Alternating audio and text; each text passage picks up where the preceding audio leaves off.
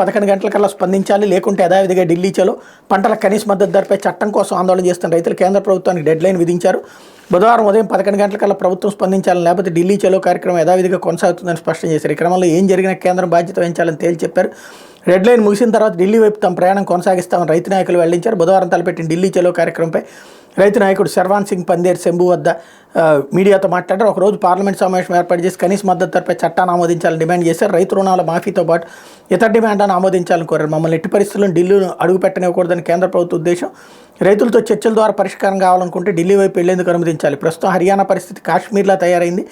మేము అసలు డిమాండ్ల నుంచి వెనక్కి తగ్గేలా కేంద్రం ప్రతిపాదన చేసింది. ఇప్పుడు ఏం జరిగినా దానికి కేంద్రం బాధ్యత వహించాల్సి ఉంటుందని పందేరు హెచ్చరించారు.